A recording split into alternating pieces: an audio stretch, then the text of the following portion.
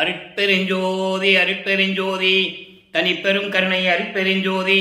எல்லா உயிர்களும் இன்புற்று வாழ்க, வள்ளல் மலரடி வாழ்க வாழ்க, கொல்லா வருதம் குவளை எல்லாம் ஓங்குக, நல்லோ நினைத்த நலம் பெறுக, நன்றி நினைத்த எல்லோரும் வாழ்க இசைந்து.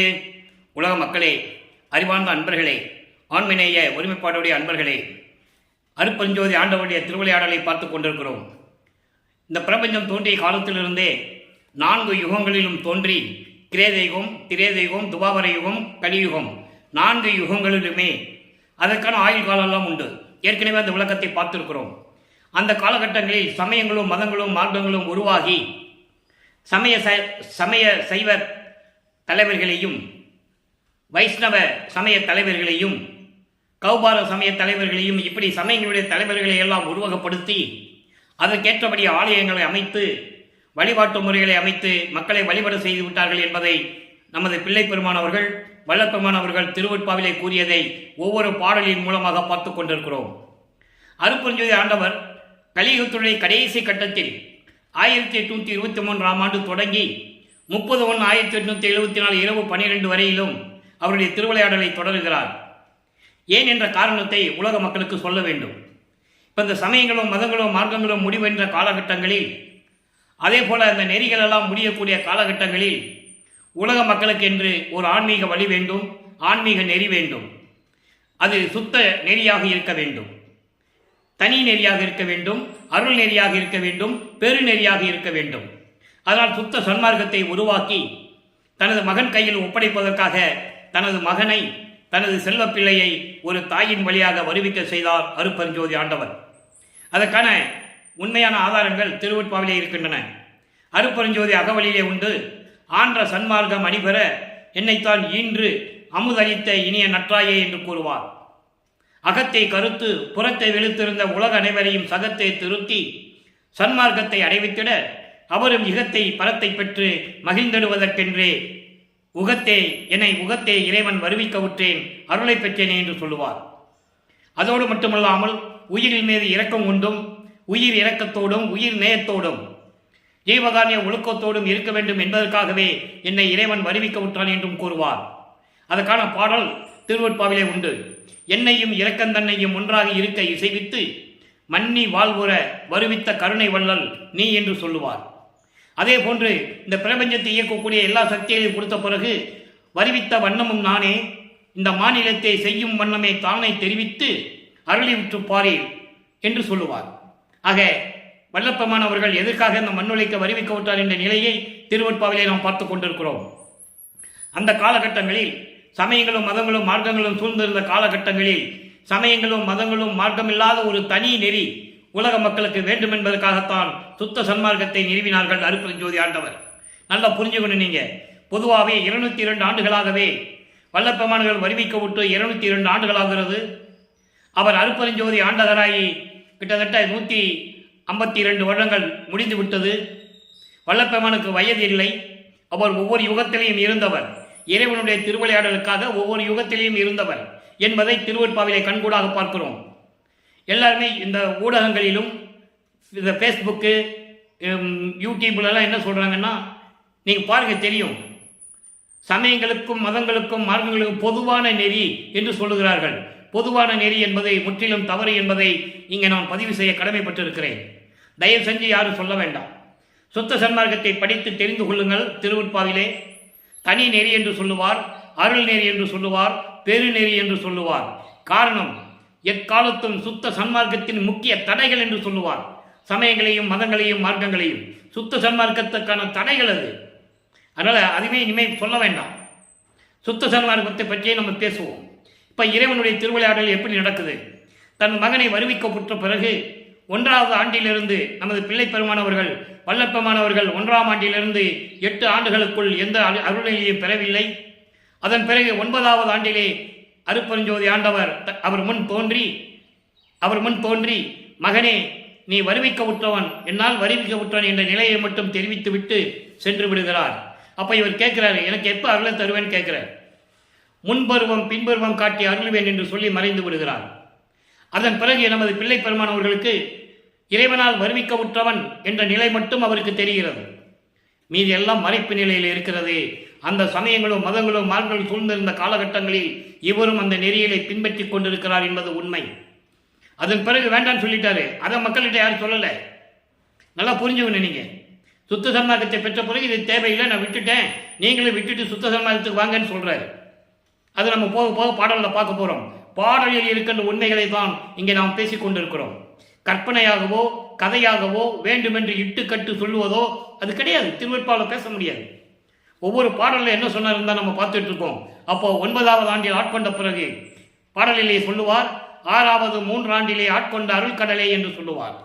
இன்னொரு பாடலிலே 6ஓடு 3வது ஆண்டிலே 6+3 9 முன்னம் ஆட்கொண்ட அருள் கடலே என்று சொல்லுவார். அந்த நிலையை தான் நம்ம பார்த்துட்டு இருக்கோம். இப்போ 9வது ஆண்டிலிருந்து 12 ஆண்டுகளுக்குள் இறைவன் எப்படி முறையீடு செய்கிறார். அப்போ அவர் திருவொற்றூருக்கு செல்லவில்லை. நல்லா கவனிக்கணும் நீங்க. அப்போ அவர் திருவொற்றூருக்கு செல்லவில்லை. இறைவன் தூண்டவில்லை. அருட்பெருஞ்சாண்டவர் அந்த மனநிலையை அவருக்கு கொடுக்கவில்லை. அப்போ திருவருள் முறையீடு உதயமாகிறது. 232 பாடல்கள். அந்த 232 பாடல்களிலும் ஒவ்வொரு பாடலிலும் எப்படி இறைவனை உருவகப்படுத்துகிறார் என்பதையும், எப்படி இறைவனிடம் முறையீடு செய்கிறார் என்பதையும், இவருடைய மனநிலையையும் தெளிவாக தெரிவித்திருக்கிறார்கள். அதை பார்த்து கொண்டிருக்கிறோம். அந்த வயலில் பார்க்க வேண்டிய பாடல் 1ஆம் திருமுறை பதிகம் 6 திருவருள் முறையீடு 69வது பாடல். பாடலை நல்லா கவனிங்க. கண்கட்டி ஆடும் பருவத்திலே, கண்கட்டி ஆடும் பருவத்திலே முளை கண்ட ஒரு பெண் கட்டி ஆள நினைக்கின்ற ஓர் சிறு பிள்ளையை போல. நல்லா கவனிக்கணும்.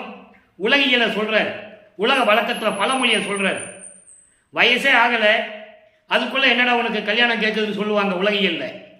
இப்போ இவர் என்ன சொல்றாருன்னா, அந்த பருவத்தில் கண்கட்டி ஆடும் பருவம், தெருவிலே கண்ணை கட்டி கொண்டு ஆடுகின்ற அந்த பருவத்திலே என்னை ஆட்கொண்ட பிறகு எந்த நிலையும் நீ கொடுக்கவில்லை. அப்போ அந்த ஆண்டில், அந்த வயதில், அந்த காலகட்டத்தில் ஒரு பெண்ணை திருமணம் செய்து கட்டி ஆளுவது போல உதாரணம் சொல்லுகிறார். அது போல அந்த சிறு பிள்ளையை போல என் கட்டி யான் உன் அருள் விளைந்தேன் சிவனே. அந்த நிலையைப் போல, அந்த சிறு பிள்ளையைப் போல உன்னிடம் எனக்கு அருளை கொடுக்க வேண்டும் என்று விரும்பி இருக்கிறேன் சிவனே. என் நெஞ்சம் புண்கட்டியாய் அலைகின்றது, மண்கட்டி போல் உதிர்ந்ததே. மண்கட்டி போல் உதிர்ந்ததே. மண்கட்டியை தூங்கி போட்டால் என்ன ஆகும்? அப்படியே உதிர்ந்து மண்ணா போயிடும். கட்டியா இருக்கிறது மண்ணா போயிடும். இப்போ இதனுடைய விளக்கத்தை பாருங்க, நல்லா கவனிச்சுக்கிட்டே வாங்க. இந்த காலகட்டங்களில் அவர் இறைவனிடம் அப்படிதான் முறையீடு செய்கிறார். காலத்தின் கட்டாயம். அப்போ சிவபெருமான் சொல்லுவாரு, தியாகராஜ பெருமான் சொல்லுவாரு, மாசிலாமணின்னு சொல்லுவாரு, திருவள்ளி வைத்தாயத்தில் பிச்சையாண்டின்னு சொல்லுவாரு, நிறைய பெயர்கள் வைத்து சொல்லிக் கொண்டிருப்பார். காரணம், சமயங்களும் மதங்களும் மார்க்கங்களும் அப்படிதான் சொல்லிக் கொண்டிருந்தன 4 யுகங்களிலுமே. இவர் அந்த நிலையில் இருந்து கொண்டிருக்கிறார். அப்போ அவருக்கு சுத்த சன்மார்க்கத்தை தெரியாது. அப்போ அந்த நிலையில் இருக்கும்போது இறைவனால் வருவிக்க உற்றவன் என்ற நிலை தெரிந்த பிறகு இப்படியெல்லாம் முறையீடு செய்கிறார். இப்போ 13வது ஆண்டு தொடங்குகிறது. பிள்ளைப்பெருமான் அவர்கள் இந்த மண்ணுலைக்க வருவிக்க உற்று 13ஆம் ஆண்டு தொடங்கும் போது அவருடைய மனம் ஒரு நிலையில் இல்லை. மனம் அலைபாய்கிறது. அருட்பெருஞ்ஜோதி ஆண்டவர் மனதை தூண்டி விடுகிறார். திருவொற்றியூர் செல்லும்படி தூண்டி விடுகிறார். நல்லா கவனிக்கணும். அப்போ அங்கே அபலத்தலங்கள் என்ற பதிகம் உருவாகிறது. அபலத்த அகிலம், அதாவது அபலத்த அலங்கள் என்பது தன்னுடைய இழிவு நிலைக்கு முறையீடு செய்வது, வருந்துவது, இறைவனிடம் வருந்துவது. 8வது பாடல் நல்லா கவனிங்க. காயம் என்பதா காயம் என்று அறியேன், கலங்கினேன் ஒரு கலை கணும் இல்லேன், சேய நன்னறி அணித்து என காட்டும் தெய்வா நின் அருள் திறம் சிறிது உடையேன், தூயனின் அடியவருடன் கூடி தொழும்பு செய்யாத சுகமென துணியேன், தீயனேன் தன்னை ஆள்வது எவ்வாறோ திகழும் ஒற்றையூர் தியாகமாமணியே. இது பாடல். தியாகராஜன்கிட்ட திருவொற்றியூர் இறைவனை தியாகராஜ பெருமான் சொல்றார். சிவபெருமான் சொல்லுவார், ஏன் இந்த நிலையை உருவாச்சு? அப்போ அவருக்கு அந்த மனநிலையில் இருந்து கொண்டிருக்கிறார். இவர்கள்தான் இறைவன் என்று சொல்லி அவர்களிடம் முறையீடு செய்து கொண்டிருக்கிறார். அதன் பிறகு சுத்த சன்மார்க்கத்தை பெற்ற பிறகு நிலைகள் மாறும். அதன் விளக்கத்தை நம்ம பார்க்க போறோம். அதாவது எதுக்கு இந்த விளக்கம் இறைவன் கொடுத்திருக்கிறார்னா, சமயங்களும் மதங்களும் மார்க்கங்களும் இல்லாத ஒரு தனிப்பட்ட நெறி, தனி நெறி, அருள் நெறி, பெருநெறி என்பதை இங்கே நம்ம இப்போ பார்க்க போறோம். அதுக்கு எதுக்கு சம்பந்தமே இல்லை. இப்போ அது பாடலுடைய பொருள் பாருங்க, காயம் என்பதா காயம் என்று அறியேன். அதாவது இந்த உடம்பு என்று சொன்னால் இந்த உடம்பை பற்றிய ரகசியம், எப்படி இந்த உடம்பை பாதுகாப்பது என்று எனக்கு தெரியவில்லை. முறையீடு செய்கிறார், இறங்குறார். அதாவது ரொம்ப வருத்தப்படுறார், துன்பப்படுறார், மன வருத்தப்படுறார். உடம்புன்னு சொல்கிறோம், இந்த உடம்பை எப்படி பாதுகாக்கிறது? இந்த உடம்பு எதனால் வந்தது? நீ எதற்காக என்னை வருவிக்க விட்டாய் என்ற நிலையில் இருந்து கொண்டு இதை கேட்கிறார். தெரியவில்லை, கலங்கினேன், கவலைப்பட்டேன், ஒரு ஆதாரமும் இல்லாதவன் நான், எனக்கு எந்த அடைக்கலும் இல்லை. உன்னாலே இந்த மண்ணுக்கு வருவிக்க விட்ட ஏற்பட்ட சுற்றங்களினாலும் உறவினர்களாலும் நட்புகளாலும் எந்த பலனும் எனக்கு இல்லை. எனக்கு யார் துணை என்று எனக்கு தெரியவில்லை. மேம்பட்ட நல்ல நெறியை கொடுத்து நல்ல வழியில் நடத்த வேண்டும் இறைவா, என்னை நல்ல வழியில் நடத்த வேண்டும் இறைவா. உனது அருள் வல்லபத்தை சிறிதளவு கூட அடைய முடியாமல் தவித்துக் கொண்டிருக்கிறேன். தூயவனே, உன் அடியார்களுடன் சேர்ந்து தொண்டு செய்வதுதான் இன்பம் என்ற உறுதியான நிலையில் இல்லாதவனாக இருக்கிறேன். அந்த உறுதி எனக்கு இல்லை. உன் தொண்டர்களோடு உன் அடியார்களுடன் சேர்ந்து திருப்பணி செய்ய வேண்டும், சிவநெறியை பரப்ப வேண்டும் என்ற நிலையில் நான் இல்லை, தெளிவாக சொல்லுகிறார். அதோடு மட்டுமல்ல, அப்படிப்பட்ட இந்த கெட்டவனை, தீயவனை, தீயனேன் என்று சொல்லுகிறார், தன்னை தாழ்த்திக் கொள்ளுகிறார் இறைவன் முன்பு. அப்படிப்பட்ட இந்த கெட்டவனை திருவொற்றியூரில் விளங்கும் தியாகமாமணியே விரைவில் வந்து ஆட்கொண்டு அருள்வாயாக என்று சொல்லி இந்த பாடலை அருளி இருக்கிறார்கள். ஆக 2ஆம் திருமுறை உருவாகும் போது நமது பிள்ளைப்பெருமான் அவர்கள் வருவிக்கவுற்று 16வது ஆண்டிலே நின்று கொண்டிருக்கிறார். இப்போ 2 திருமுறைகளும் முடிந்துவிட்டது. 3ஆம் திருமுறையில் என்ன நடக்கிறது? 3ஆம் திருமுறை என்பது மூவட்ட 24 வல்லப்பெருமான் அவர்கள் வருவிக்கவுற்று 24 ஆண்டுகள் என்ன நடந்தது? எந்த விதமான அருளை பெற முடியவில்லை. முறையீடு செய்வதும் அழுவதும் துன்பப்படுவதும் இப்படியே இருந்து கொண்டிருக்கிறார்கள். அப்போ 3ஆம் திருமுறையிலே பதிகம் 7 இன்ப புகழ்ச்சி என்ற பாடலில் 8வது பாடல். இந்த பாடல் இன்ப புகழ்ச்சி என்பது ஒரு தாய் மகளை பார்த்து கேட்கிறாள். அதாவது ஏற்கனவே விளக்கம் ஒவ்வொரு பாடலிலும் கொடுத்து கொண்டிருக்கிறோம். தனது மகள் ஒரு ஆணை காதலிக்கும் போது அவன் எப்படிப்பட்டவன் என்பதை தாய் சென்று விசாரித்துக் கொண்டிருக்கிறாள். விசாரிக்கிறாள், அவன் சரியில்லை, அவனை எதுக்காக நீ திருமணம் செய்ய விரும்பினாய் என்று சொல்லி மகளிடம் சொல்லுவது போல உள்ளம் கேட்கிறது, உள்ளம் அவரிடம் கேட்கிறது. அதை வைத்துக் கொண்டு உலக மக்களுக்கு அந்த விளக்கத்தை தெரிவித்துக் கொண்டிருக்கிறார். நல்ல கவனிங்க நண்பர்களே, இறைவனால் வருவிக்க உற்றவன் என்ற நிலை அப்போ அவருக்கு மட்டும்தான் தெரியும். வேறு யாருக்கு அவர் சொல்லலை, வேறு யாருக்கும் தெரியாது, சொல்லவும் கூடாது. அது இறைவனுடைய செயல், அது இறைவனுடைய திருவிளையாடல். அப்போ அந்த நிலையில் இருக்கும்போது இன்ப புகழ்ச்சியில் என்ன சொல்றாரு? தங்கு மறுப்பார், கண்மணியை தரிப்பார், என்பில் தார் புனைவார், தூங்கும் அருள் கார்முகில் அணையார். துங்கும் என்றால் அதாவது புனிதமான, சிறப்படைந்த அப்படின்ற பொருள்.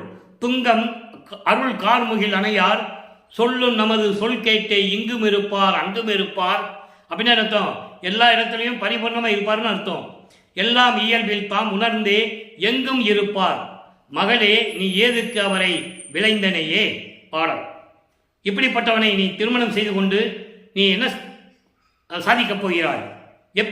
எதற்காக அவனை விரும்பினாய், எதை வைத்து விரும்பினாய் என்ற கேள்வியை மகளிடம் ஒரு தாய் கேட்பது போல, உள்ளம் அவரிடம் கேட்பது போல, மனம் கேட்பது போல இந்த பாடலை நமக்கு அருளியிருக்கிறார்கள்.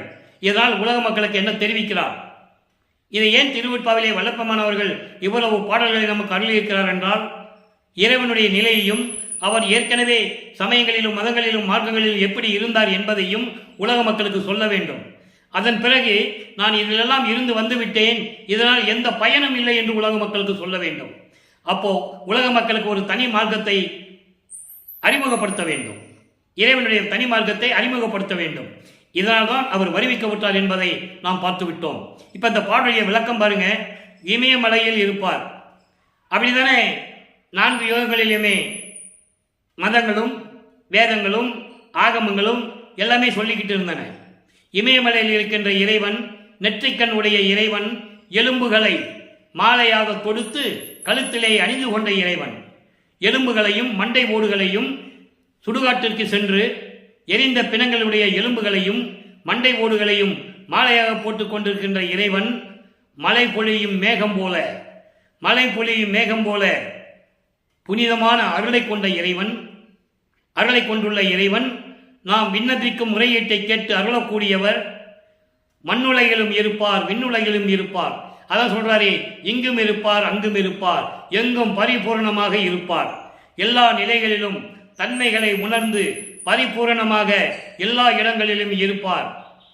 மகளே, நீ எப்படி அவரை விரும்பினாய், எதற்காக விரும்பினாய் என்று தாய் மகளிடம் கேட்பது போல, உள்ளம் அவரிடம் கேட்பது போல இந்த பாடலை அருளி இருக்கிறார்கள்.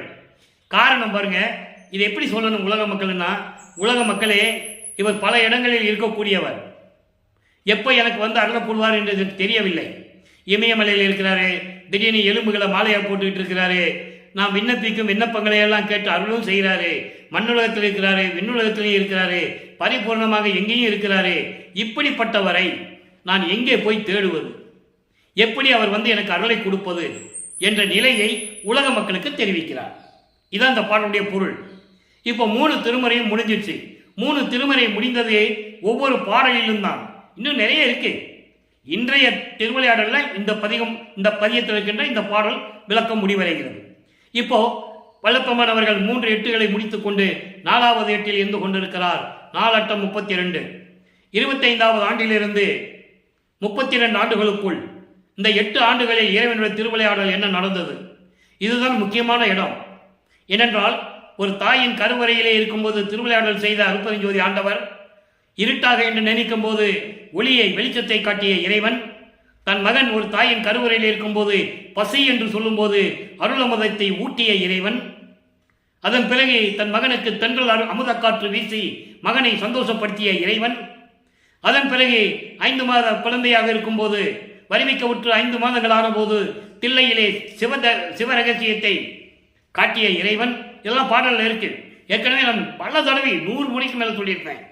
தில்லை தலைச்சடையை திரைதூக்க தரிசித்த போது வேய்வைகை மேல் காட்டாதே எந்தனக்கே வெளியாய் காட்டிய மெய்வுறவா மெய்ப்பொருளே. அந்த ஆடை ஆபரணங்கள் உருவத்தோட இல்லாம எனக்கு வெளியாய் காட்டிய என்னுடைய மெய்ப்பொருளே, உண்மையான இறைவனே, அருட்பெருஞ்சோதியே என்று 6ஆம் திருமுறையில் சொல்லுவார். இங்க அருட்பெருஞ்சோதியை சொல்ல மாட்டார். நல்லா நீங்க கவனிச்சுக்கிட்டே வரணும். காரணம் என்னன்னா, படிப்படியாக தான் அருளை கொடுத்துட்டு இருக்காரு வல்லற்பெருமானுக்கு அவருடைய தந்தை அருட்பெருஞ்சோதி ஆண்டவர். இப்ப 4ஆம் திருமுறையில 25வது ஆண்டிலிருந்து 32 ஆண்டுகளுக்குள் என்ன திருவிளையாடல் நடந்தது உலக மக்களுக்கு தெரியப்படுத்தணும். அப்போ 27வது ஆண்டில் இவர் வருவிக்க விட்டு 27வது ஆண்டில் தனக்கோடி அம்மையாரை திருமாங்கல்யம் கூட்டி, அதாவது தாலி கட்டி மோட்ச வீட்டை காட்டி விமோசனத்தை காட்டியவர். அதன் பிறகு அன்பு மாலை உருவாகிறது. இந்த அன்பு மாலையிலே இறைவன் வந்து எப்படி காட்சி கொடுக்கிறார், எப்படி அருளை கொடுக்கிறார் என்பதை நாம் பார்க்க போறோம். நல்ல கவனிங்க. இதை பார்த்த பிறகு, சுத்த சன்மார்க்கத்தை வாங்கின பிறகு எப்படியெல்லாம் அருட்பெருஞ்சோதி ஆண்டவர் இருக்கிறார் என்பதையும், எப்படியெல்லாம் அவர் திருவிளையாடல் செய்து தனக்கு அருளை கொடுத்தார் என்பதையும் ஒவ்வொரு பாடலின் மூலமாக நாம் பார்த்து கொண்டிருக்கிறோம். இப்போ 4ஆம் திருமுறையிலே சுத்த சன்மார்க்கம் அவங்க அப்பாட்ட இருக்கிறது அவருக்கு தெரியும். நல்லா நீங்க புரிஞ்சுக்கணும், மனசுல வச்சுக்கணும்.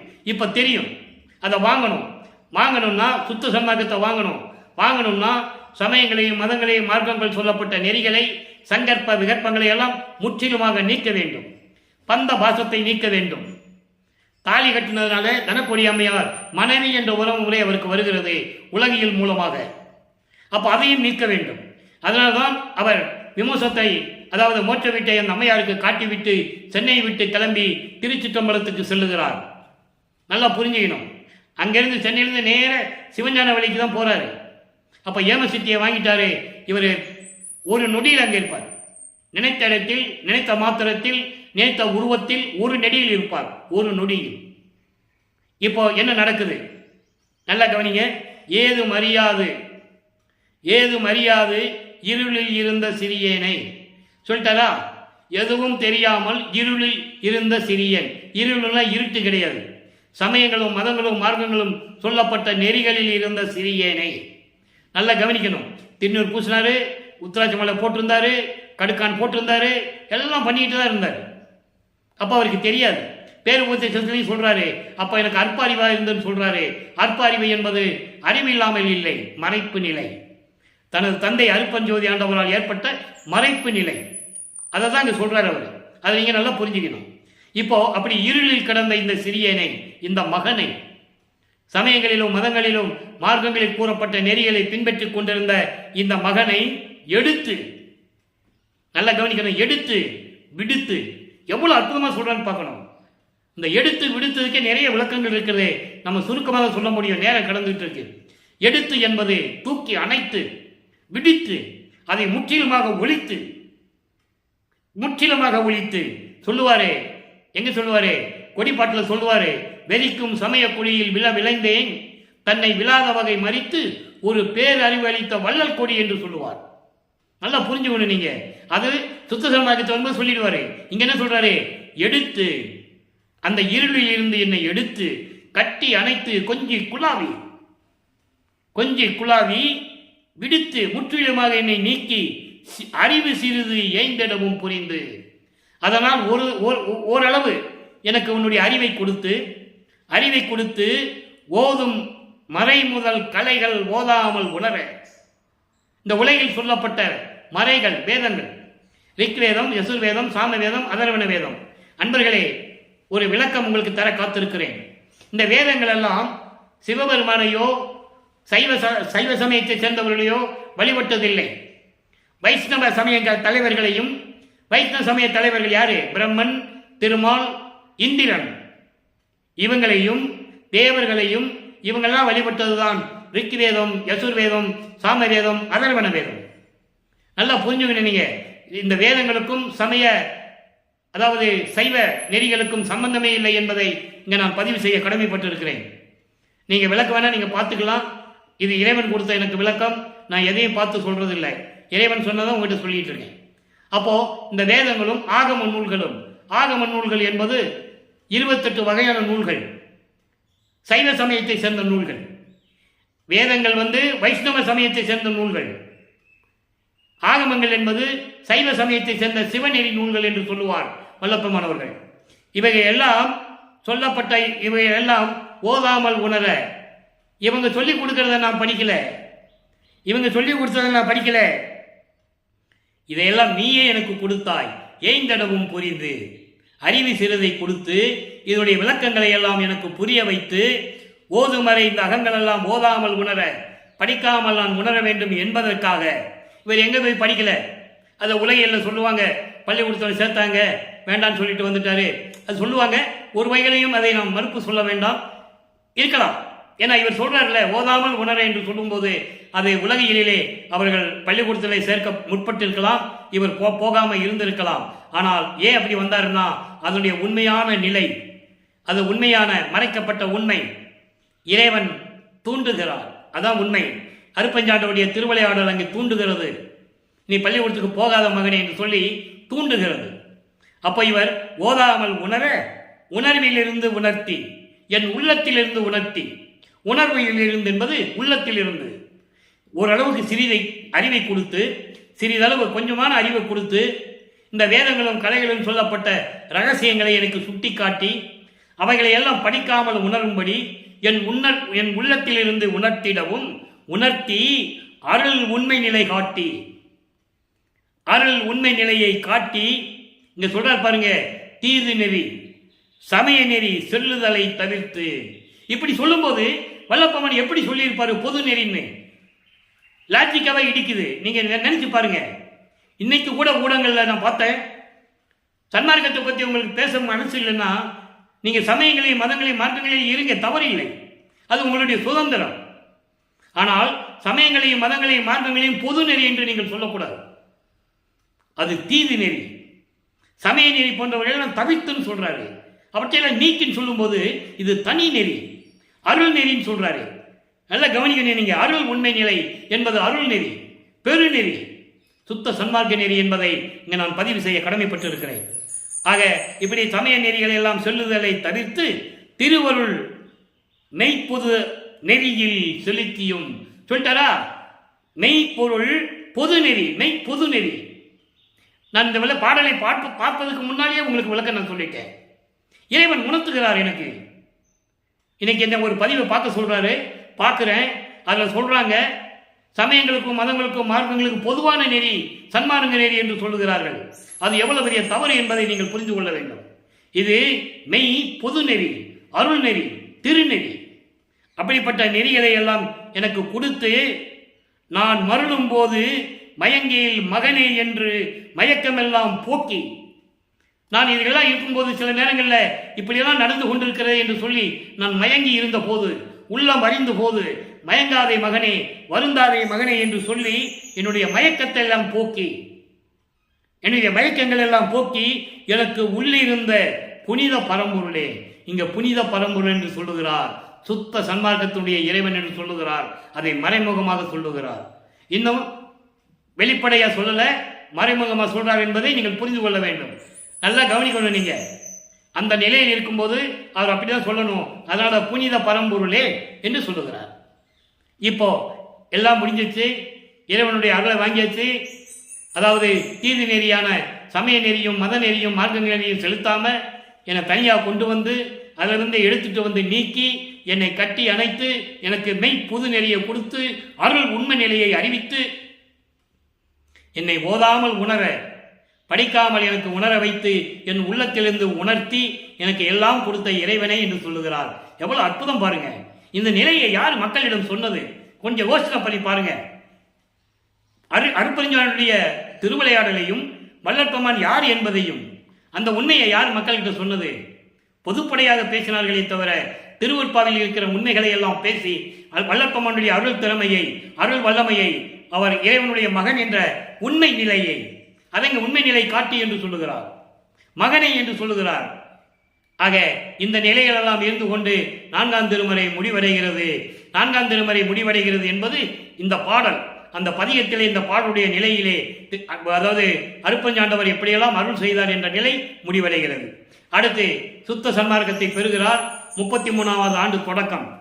வள்ளற்பெருமானவர்கள் வருவிக்கவுற்று 33வது ஆண்டு தொடங்கி சுத்த சன்மார்க்கத்தை தன் தந்தையிடம் பெறுவதற்காக சுத்த சிவஞான விலைக்கு செல்லுகிறார். அங்கே சென்றதை பாடலிலே சொல்லுகிறார். ஆனால் மக்களிடம் யாரும் சொல்லவில்லை.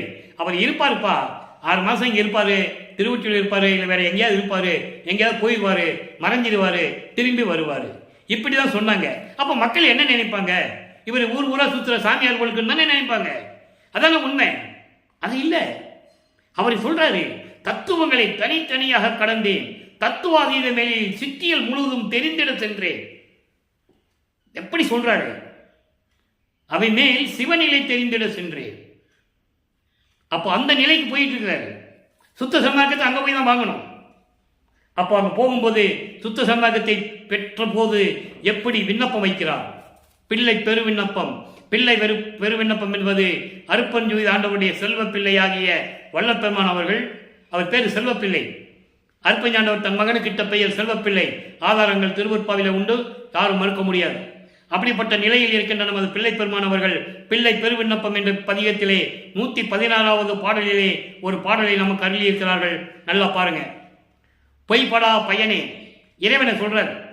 பொய் இல்லாத உண்மை நெறியில் சுத்த சன்மார்க்கத்தில் இருந்து கொண்டு பலன்களை எல்லாம் அருள்களை எல்லாம் கொடுத்து கொண்டிருக்கின்ற இறைவனே, அருட்பெருஞ்சோதியே, பொற்சபை நடம்புரியும் புண்ணியா, பொற்சபையில் அருள் நடனம் செய்து கொண்டு அருளாட்சி செய்து கொண்டிருக்கின்ற புண்ணியனே என்று சொல்லுகிறார். ஏன் இங்கே அருள் நடனம் அருளாட்சி என்று சொல்லுகிறார்? நடம் என்பது நடம் புரிவது மட்டுமல்ல, டான்ஸ் ஆடுறது மட்டுமல்ல, பரதநாட்டியம் ஆடுறது மட்டுமல்ல, அருள் செய்து கொண்டு இந்த பிரபஞ்சத்தை இயக்குவதும் என்று பொருள், திருவிளையாடல் என்று பொருள். ஆக ஏன் புண்ணியன் என்று சொல்லுகிறார்? இங்கே சத்தியஞான சபை சொல்லுகிறார் என்றால் அங்கே சுத்த சன்மார்க்கத்தை அவர் பெற்றுவிட்டார். பெற்று சொல்றாரு, கண்ணினுள் மணியே, என் கண்ணினுள் இருக்கின்ற மணி போன்றவனே, கைபடா கனலே. நெருப்பை தொட்டா என்ன பண்ணும்? சுடும். நல்லா கவனிக்கணும். அருட்பெருஞ்சோதியே என்று சொல்லுகிறார். கைபடா கனலே என்றால் அந்த நெருப்பை கையால் தொட முடியாது. குற்றமில்லாத இறைவன், குறையில்லாத இறைவன், சுத்த சன்மார்க்க இறைவன். அப்படிப்பட்ட இறைவன் அருட்பெருஞ்சோதியே, கரைபடா மதியே, மெஞ்ஞான அறிவு கொண்ட இறைவனே என்று சொல்லுகிறார். கரைபடா மதி என்பது மெஞ்ஞானம் அறிவு. மெஞ்ஞானம் அறிவு என்பது ஞான அறிவை விட மேலானது. இந்த பிரபஞ்சத்தில் எத்தனையோ கோடி பேர்கள் தோன்றினார்கள், எல்லாமே ஞானம் பெற்றவர்கள் பிறப்பார்கள். ஒரு காலகட்டத்தில் ஆன்மீகத்தை மேற்கொள்வார்கள். அப்போ இறைவனை பற்றி பாடுவார்கள். அவனுடைய தொண்டை மெச்சி புகழ்ந்து இறைவன் காட்சி கொடுத்து அருளை கொடுப்பார். இப்படிதான் இந்த பிரபஞ்சத்தில் நடந்துகிட்டு இருந்தது. மெஞ்ஞானம் என்பது முக்காலத்தையும் உணர்ந்தவன் தான் மெஞ்ஞானம் படைத்தவன். அப்படி அருட்பெருஞ்சோதி ஆண்டவருக்கு அப்புறம் மெஞ்ஞானம் கொண்டவர் நமது வள்ளற்பெருமான் என்பதை இங்கே நான் பதிவு செய்ய கடமைப்பட்டிருக்கிறேன். இங்கே திருவற்பால பார்த்துக்கலாம், நிறைய இடங்கள் ஆதாரங்கள் இருக்கு. கனித்த அரும் கருணையின் கடலே, அளவில் சொல்ல முடியாத, சொல்லுவதற்கு அரிய நிலையில் இருக்கின்ற கருணையின் கடலே, கடல் போன்று கருணை உள்ளம் கொண்டவனே, தெய்வமே, அருட்பெருஞ்சோதியே என நான் நின்னையே கருதி உன்னையே நினைச்சி திருப்பணி புரிந்து இருக்கின்றேன்.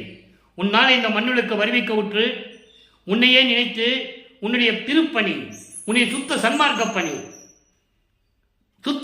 பணி மட்டும்தான் செய்து கொண்டிருக்கிறேன். தெளிவா சொல்றேன்.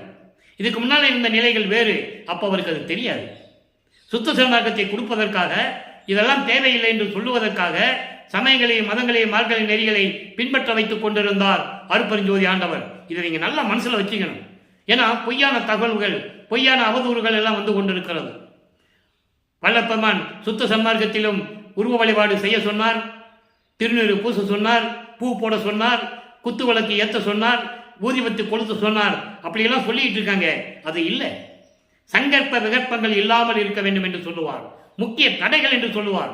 சுத்த சன்மார்க்கத்தின் முக்கிய தடைகள் விண்ணப்பத்தில் சொல்லுவார். பெரு விண்ணப்பத்தில் எப்படி எல்லாமுடைய அருட்பெருஞ்சோதி அற்புத கடவுளே, இது தொடங்கி எக்காலத்தும் சுத்த சன்மார்க்கத்தின் முக்கிய தடைகள், அண்டர்லைன் தடைகள் வந்து கோடிட்டு பார்க்கக்கூடிய ஒரு வார்த்தை.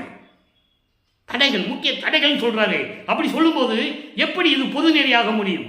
சுத்த சன்மார்க்க நெறி எப்படி பொது நெறியாக முடியும் என்பதை நீங்கள் புரிந்து கொள்ள வேண்டும். இது தனி நெறி, அருள் நெறி, பெருநெறி. நல்லா நீங்க புரிஞ்சுக்கணும்.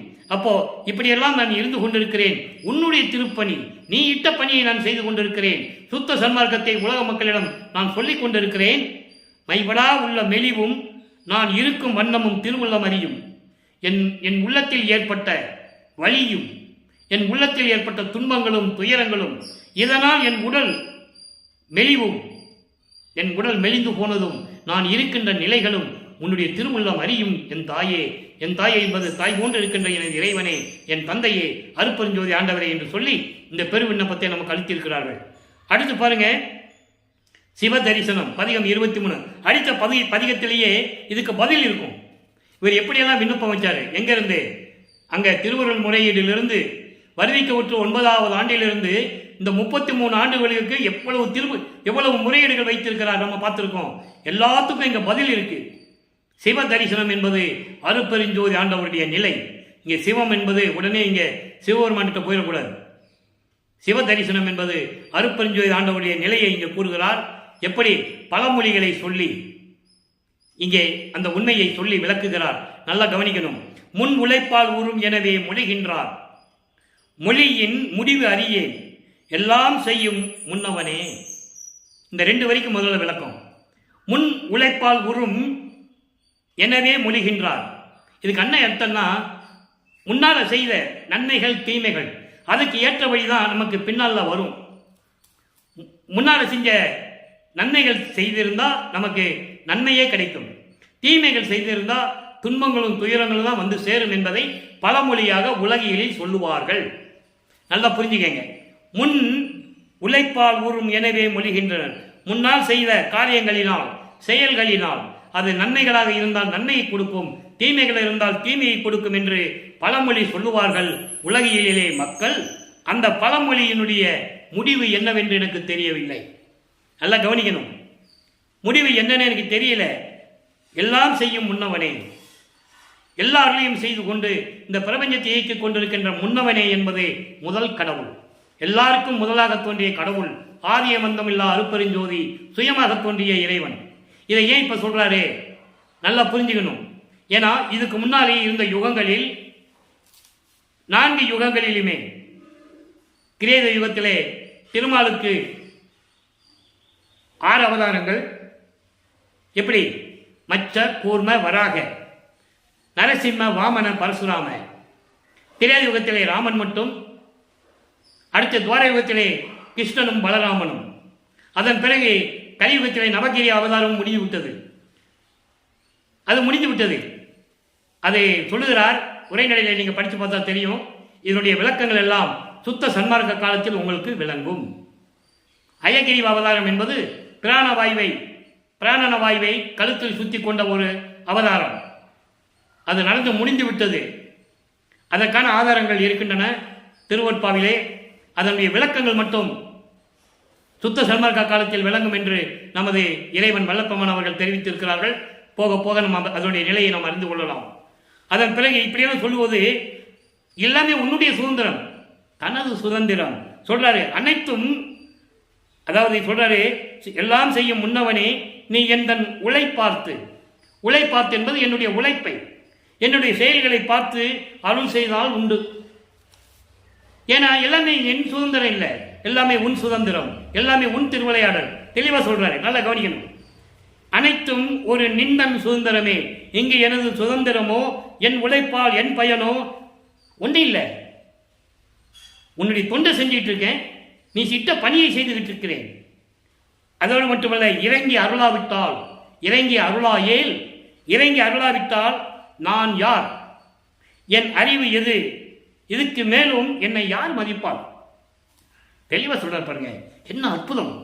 உலக மக்கள்கிட்ட யார் சொன்னது? இதெல்லாம் உலக மக்களுக்கு சொல்லணும் தானே அவர் திருவொற்பாவை நமக்கு அருளினார்கள்.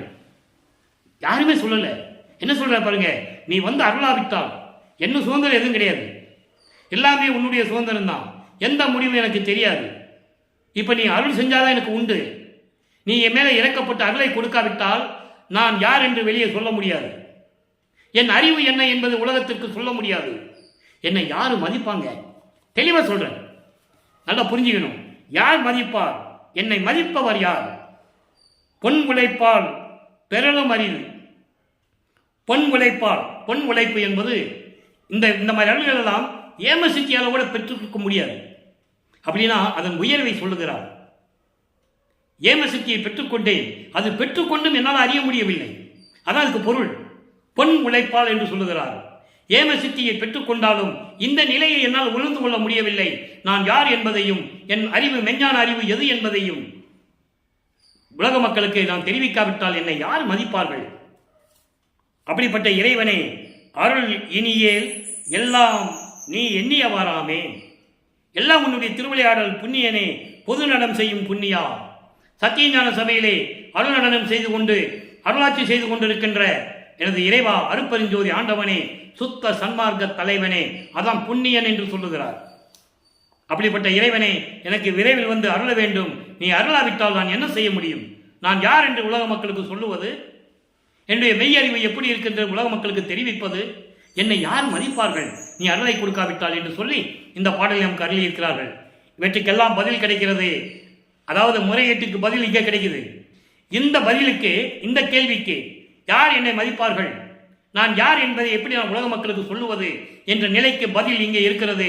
தனித்திரு அலங்கள் 110வது பதிகம் 154வது பாடல் 154. எங்கேயோ இருக்கின்ற பதிகத்தில் 23வது பதிகம் சிவதரிசனத்தில் இருக்கின்ற 5வது பாடலுக்கு 110வது பதிகம் தனித்திரு அலங்கள் இருக்கின்ற 154வது பாடலில் விளக்கம் இருக்கிறது. இதை இறைவன் கொடுத்த தயவு எனக்கு, அவருடைய கருணை, அவருடைய தயவு. அதனால்தான் இந்த விளக்கத்தை உங்களுக்கு நான் சொல்ல முடிகிறது என்பதை இங்கே நான் பூரிப்போடு சொல்லிக்கொள்ள மகிழ்வோடு சொல்லிக்கொள்ள விரும்புகிறேன். பாருங்க, தன்னை விட தலைமை ஒரு தகவினும் இங்கு இயலா தனித்தலைமை பெரும்பதியே. எப்படி சொல்ற பாருங்க, நெறியை தனி நெறி என்று சொல்லுகிறார். இறைவனை தனித்தலைமை பெரும்பதியே. சுத்த சன்மார்க்கம் என்பது தனிப்பட்டது, அருள் நெறி கொண்டது. அப்படி சுத்த சன்மார்க்கத்தினுடைய தலைமை ஏற்ற எனது தனி பெரும்பதியே, அருப்பெருஞ்சோதியே, உன்னுடைய அருள் தன்மையை ஒரு சிறிதளவு கூட உனது தன்மையில் சொல்ல முடியாத நிலையில் இருக்கின்ற இறைவனை என்று சொல்லுகிறார். யாராலையும் சொல்ல முடியவில்லை என்று சொல்லுகிறார். அந்த நிலையில் தருண தயாநிதியே, தக்க நேரத்தில் அருள் செல்வங்களை கொடுக்கக்கூடிய இறைவனே, அருப்பெருஞ்சோதியே, பொன்னடி என் சிரத்து இருக்க புரிந்த பரம்பொருளே, உன்னுடைய திருவடியை என் தலை மீது வைத்து ஆசீர்வாதம் செய்த பரம்பொருளை அருப்பெருஞ்சோதியை என்று சொல்லுகிறார். அப்போ வல்லப்பமன் சொல்லுவார், ஒரு பாடலிலே சொல்லுவார், நான் படுத்திருந்த போது இவரு தூங்கலன்னு அவங்க அப்பாவுக்கு அருப்பெருஞ்சோதிக்கு தெரியும். அருப்பெருஞ்சோதி வந்துதான் அவருடைய திருவடியை இவர் தலையில வைக்கிறது இவருக்கும் தெரியும். இவரும் சொல்லல, அவரும் சொல்லல, திருவிளையாடல் நடந்து கொண்டிருக்கிறது அப்பனுக்கும் மகனுக்கும். அப்ப இவர் படுத்திருக்கிறாரு, அவர் அந்த பக்கம் படுத்து காலை நீட்டி அவர் திருவடியை மகன் தலைமையில வைத்து ஆசீர்வாதம் செய்கிறார். இவர் ஏதோ தெரியாது போல அந்த திருவடியை தூக்கி கீழே போடுறாரு, எடுத்து கீழே விட்டுறாரு. அவர் சிரித்து கொண்டே, எல்லாம் பாடல்கள் இருக்கு, கற்பனை அல்ல, வேணும்னு சொல்றது இல்லை, திருவற்பாடு இருக்கு. அவர் அருப்பஞ்சாடர் சிரிச்சுக்கிட்டே மறுபடியும் பாதத்தை தூக்கி தலைமையில வச்சாரு, அழுத்தி வச்சுக்கிட்டாரு. இவரால் தூக்க முடியல. அப்ப தெரிஞ்சதை சொல்றாரு, அப்போ வழிபடுறாரு அப்பனை. அதே நம்ம பாடல்ல பார்க்க போறோம். அது ஒரு பாடல்ல இருக்கு, ஒரு பதியத்தில் இருக்கு. இப்ப அதை ஒரு வரியில சொல்றாருங்க. பொன்னடி பொன்னான உன சிவந்த செந்தாமரை போன்ற உனது திருவடிகளை என் தலையில் வைத்து புரிக்க புரிந்தாய். எப்படி சொல்ற பாருங்க. அப்படி அருளி எனக்கு அருளை கொடுத்தாய், சிறத்து இருக்க புரிந்த பரம்பொருளே, புத்தமுதம் எனக்கு அளித்த புண்ணியனே. புத்தமுதம் என்பது சுத்த சன்மார்க்கம். புத்தமுதம் என்பது சுத்த சன்மார்க்கத்தை கொடுத்த எனது இறைவனே, அமுதம் 3 இருக்கின்ற சுத்த சன்மார்க்கத்தை எனக்கு கொடுத்த இறைவனே, என்னை நீ விடமாட்டாய், நான் உன்னை விடமாட்டேன். எவ்வளவு அருமையா சொல்றாங்க, நீங்க புரிஞ்சுக்கணும். உன்னை நான் விடமாட்டேன், என்னை நீ விடமாட்டாய். இருவரும் ஒன்றாகி, அண்டர்லைன், அடிக்கோடு, இருவரும் ஒன்றாகி. அப்ப நிலைகள் மாறுது, இறைவனுடைய திருவிளையாடல் தொடருது. இருவரும் ஒன்றாகி இங்கே இருக்கின்றோம். இங்கே என்பது மண்ணுலகிலே சித்தி வளாகத்திலே. சித்தி வளாகத்தில் தான் அருப்பஞ்சாண்டவர் தன் மகனோடு 2 கலந்தது. அவர் ஒவ்வொரு பாடலிலும் எப்படி சொல்றாருன்னு தான் நம்ம தினமும் திருவிளையாடலில் நம்ம பார்த்துட்டு இருக்கோம். நல்லா புரிஞ்சுக்கணும். அதான் கிளைமேக்ஸ். 51 வருடத்தை 6 48 பிரிக்கிறார் அருப்பெருஞ்சோதி. ஒவ்வொரு 8 வருஷத்துலையும் தன் மகனுக்கு எப்படி அருளை கொடுக்கிறார் நம்ம பார்த்துட்டு இருக்கோம். அந்த கடைசி 3 வருஷம் இருக்கு பாருங்க, அதுதான் கிளைமேக்ஸ். அதான் கிளைமேக்ஸ். சத்தியஞான சபையிலே தைப்பூசத்தன்னைக்கு தீபம் உலக மக்களுக்கு காட்டியது. அதன் பிறகு அங்கே இருக்கும்போது தன்னுடைய தந்தையை அழைத்து தன்னோடு 2 கலக்க சொல்லுவது, அவரும் மகனுடைய கட்டளையை ஏற்று இவர் போய் மகனோட சேருவது. ஏன் மகனோட சேர்ந்தாருங்கிறதே விளக்கம் இருக்கே. ஏன் மகனோட இவர் போய் சேரணும், அதுக்கு விளக்கம் கொடுக்கணும்ல. இந்த பிரபஞ்சத்தில் யாரும் இறைவன் எந்த அடியாரோடு போய் 2 கலந்ததில்லை. இவர் ஏன் போய் சேர்ந்தாரு, அதுக்கு விளக்கம் இருக்கு. சுருக்கமாக சொல்றேன், நிறைய விளக்கம் இருக்கு. நம்ம போக போக ஒரு பாடல் இருந்து பார்ப்போம். இப்பயே சொல்லிட்டா உங்களுக்கு அது போர் அடிக்கும். ஆனால் சுருக்கமாக சொல்றேன், அது என் கடமை. ஏன் இவர் 2 கலந்தாருங்கும் போது வல்லப்பமான ஒரு பாடலிலேயே சொல்லுகிறார். அவங்க அப்பா மகனிடம் 50 தொழிலும் கொடுத்தாச்சு, நீ பாரு மகனேன்னு. இவர் சொல்றாரு, நான் தனியாக தான் பார்க்க முடியாது, ஒவ்வொரு ஆளும் செஞ்ச 5 பேர் செஞ்ச தொழிலை மொத்தமாக என்கிட்ட கொடுக்குற, நான் தனியாக தான் செய்ய முடியாது, நீ என்னோட வரணுன்ற. நான் வந்தால் எப்படின்னு இவர் கேட்குறாரு. எல்லாம் திருவற்பாவில் இருக்கு. கேட்கும்போது இவர் சொல்றாரு, நீ தனியாக இருந்ததுன்னா ஏற்கனவே பதவி இழந்தாங்கல்ல, பிரம்மன், திருமால், ருத்திரன், மகேஸ்வரன், சதாசிவம் போன்றவர்களாம் பதவி இழந்து சும்மா இருக்கிறாங்க. அந்த அணுக்கள் தவம் இருக்கும். அந்த அணுக்கள் தவம் இருக்கும் போது திரும்பி நீ போய், நீ தயவு உடையவன், கருணை உள்ளம் கொண்டவன், திருப்பி போய் அவங்க கேட்கிற வரத்தை கொடுத்துருவ. அப்ப சுத்த சன்மார்க்கத்தை திருப்பி நம்ம கொண்டு வர முடியாது. அதனால நீ என் கூட 2 கலந்து கொள்ள வேண்டும். அதான் சொல்வாரு, நான் இருக்கும் இடத்தில் இன்று அமர்கின்றார், பின்சாரும் 2.5 நாளிகைக்குள் என் பேர் உடம்பில் கலந்து பிரியாது இருப்பார். தட்சால் இவர் ஆனாலும் சொன்ன மாதிரி அது. ஆக இருவரும் ஒன்றாகி இங்கே இருக்கின்றோம், இந்த மண்ணுலகிலே இப்பொழுது சித்தி வளாகத்திலே இருக்கின்றோம். இதுதான் நின் அருளே அறிந்தது எனில் செய்யும் செய்கை அனைத்தும் நின் செயலோ. நான் தெரிஞ்சுக்கிட்டா கூட இதெல்லாம் உன்னுடைய திருவிளையாடல் தானே. எப்படி சொல்றாரு பாருங்க, எல்லாம் உன்னுடைய திருவிளையாடல். என் செயலோ நின் செயலோ என் செயலோ நிகழ்த்திடுக, நீயே திருவிளையாடல் செய், நீயே நடத்து. எவ்வளவு தெளிவா சொல்றாங்க நீங்க புரிஞ்சுக்கணும். அடுத்து பாருங்க, மெய்யருள் வியப்பு. இப்போ பதில் கிடைச்சிருச்சு. எல்லா முறையீடுகளுக்கும் விண்ணப்பங்களுக்கும் இதுல பதில் கிடைச்சிருச்சு. 2 பேரும் ஒன்னா இருக்கிறாங்கன்னு பதில் கிடைச்சிருச்சு. அப்ப இறைவனுடைய திருவிளையாடல் நடந்தது, உண்மையாயிடுச்சு. இப்ப மெய்யருள் வியப்பு. மெய்யருள் வியப்பு என்பது பெற்ற அருள் எப்படிப்பட்டது, அந்த அதிசயத்தை, அந்த வியப்பை எப்படி சொல்லுவது, உலக மக்களுக்கு சொல்றாரு. 76வது பாடல் நல்லா கவனிக்கணும். கடையன் எனது கொடிய கடின நெஞ்ச கல்லையே கனியதாக்கி. எவ்வளவு பெரிய விளக்கம் தெரியுமா அந்த வரிக்கு. நெஞ்ச கல், அதாவது கல் போன்ற ஈரிய மனம் எப்ப இருந்துச்சு?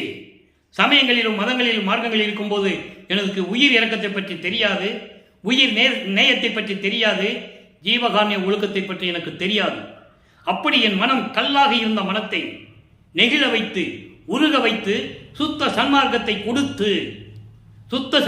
கொடுத்து தூக்கி கொண்டாய். எவ்வளவு அற்புதங்கள் நீ புரிஞ்சுக்கணும். தூக்கி கொண்டாய் எங்கே?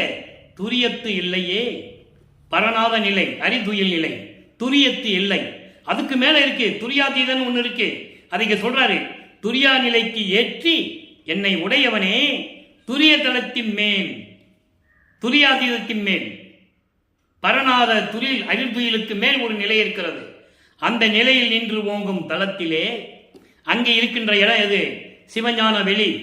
சிவஞான வெளி என்பது சமயங்களையும் மதங்களையும் மார்க்கங்களையும் கடந்து ஞான சரியிலிருந்து தொடங்கி அங்கதான் மரணமில்ல பெருவாள் தொடங்குது. அதை சின்னம்படி பதியத்தில் சொல்வாரு. பன்மார்க்கம் கடந்தேன் என்று சின்னம்படி 12 மேல் நின்று சின்னம்படி. 12 மேல் 13வது நிலை, அதான் திரையோதச நிலை என்று சொல்லுவார் அருப்பெருஞ்சோதி அகவலிலே. 13வது நிலை என்பது ஞான சரியை, ஞான கிரியை, ஞான யோகம், ஞானத்தில் ஞானம். அப்படி நிலையிலே தளத்திலே உன்பால் இருக்க வைத்தாய் சொல்லிட்டாரா? அப்ப 2 பேரும் ஒன்னாதான் இருக்கிறாங்க. இதெல்லாம் துரியாதீதின் மேல்நிலை போய் எல்லாம் வாங்குறாங்க.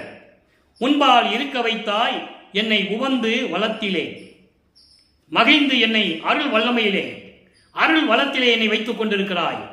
பிரபஞ்சத்தை இயக்கிக் கொண்டு மகனே நீ விளையாடுக, எண்ணியபடி விளையாடுக என்று சொல்லுவார். பாடலிலே உண்டு. நீ எப்படியெல்லாம் நினைக்கிறியோ பாடு, ஆடு, விளையாடு. விளையாடு என்பது அருளாட்சி செய்வாயாக என்று சொல்லி 5 தொழிலையும் கொடுத்து, படைத்தல், காத்தல், அழித்தல், மறைத்தல், அருளல் என்ற 5 தொழில்களையும் கொடுத்து என்னை மகிழ் வைத்து என்னை கொடுத்தாயே, அருள் வல்லமையில் என்னை இருக்க வைத்தாயே என்று சொல்லி இந்த பாடலை நமக்கு அருளியிருக்கிறார்கள். அடுத்து இறுதியாக ஒரே ஒரு விளக்கம் நண்பர்களே, அம்பலவாணர் வருகை. அம்பலவாணர் வருகை என்பது அருப்பெருஞ்சோதி ஆண்டவர் திருச்சிற்றம்பலத்திலே இருந்து இங்க வந்துவிட்டார். மக்களிடம் சுத்த சன்மார்க்கத்தை நான் கொடுத்து விட்டேன், செயலாற்றிக் கொண்டிருக்கிறேன், அவர் வந்து கொண்டிருக்கிறார், அவர் வரவேற்க நான் ரெடியாக இருக்கிறேன், தயாக இருக்கிறேன் என்று சொல்லி உலக மக்களுக்கு தெரிவிக்கிறார். இது தருணம் தருணம் தருணம் என் இறையவரே இங்கு வாரீர். இதுதான் நல்ல நேரம். அருப்பெருஞ்சோதி ஆண்டவரே இந்த மண்ணுலகத்திற்கு வாரீர். இடர் தவித்து ஆட்கொண்டீர் வாரீர். இடர் தவித்து என்பது மறுபடியும் சொல்லுகிறேன், இடர் என்பது துன்பம், துயரங்கள். அவருக்கு ஏது துன்பம், துயம்? இறைவனுக்கு ஏது? இறைவனால் அங்கு இருக்க சொன்னார். சமயங்களிலும் மதங்களிலும் மார்க்கங்களிலும் இருக்க சொன்னார், இருந்தேன். வர சொன்னாய், வந்து விட்டேன் என்று சொல்லுவார். அப்ப அந்தப்பட்ட துன்பங்களை, துயரங்களை எல்லாம் நீக்கி, சமய நெறி, மத நெறி, மார்க்க நெறிகளை எல்லாம் நீக்கி சுத்த சன்மார்க்கத்தை கொடுத்து என்னை ஆட்கொண்டீர். அருப்பெருஞ்சோதி ஆண்டவரே வாரி. இச்சையின் வண்ணம் எனக்கு அருள் செய்ய இது தருணம் இங்கு வாரி. நான் எண்ணியபடி, நான் எண்ணியவாறு எனக்கு அருள் தெய்வம். 6ஆம் திருமுறையில் சொல்லுவாரு. அருப்பெருஞ்சோதி நிலை என்ற பதிகத்திலே 47வது பதிகத்தில் 5வது வரி 6வது வரியா சொல்லுவார். நான் எண்ணியவாறு எனக்கு அருள் தெய்வம். அகவல்ல சொல்வாரு, எப்படி எண்ணியது என் கருத்து இங்கே, அப்படி அருளிய அருப்பெருஞ்சோதி. எத்தகைய மனம் விளைந்தன எனக்கு, அத்தகைய அருளிய அருப்பெருஞ்சோதி. இதெல்லாம் அகவல்ல உண்டு. அதை தான் இங்க சொல்றாரு. இதெல்லாம் கொடுத்து நீ பிரபஞ்சத்தை இயக்குவாயாக என்று சொல்லி எனக்கு அருள் செய்ய இதுதான் தருணம், இதுதான் நல்ல நேரம், மண்ணுலகத்திற்கு வாரீர் என்று தந்தையை அழைக்கிறார். தான் இருக்கும் இடத்திற்கு அழைக்கிறார். நல்லா கவனிச்சுக்கணும். இன்னமுதாயினீர் வாரி. அருள் அமுதமுடைய இறைவனே வந்து எனக்கு என்னோடு சேர்ந்து கொண்டு இந்த பிரபஞ்சத்தை என்னோடு சேர்ந்து கொண்டு அருள வேண்டும் என்று சொல்லுவார். ஆக அன்பர்களே, இன்று நாம் பார்த்த அருப்பெருஞ்சோதி திருவிளையாடலில் இத்தனை விளக்கங்களை பார்த்து விட்டோம்.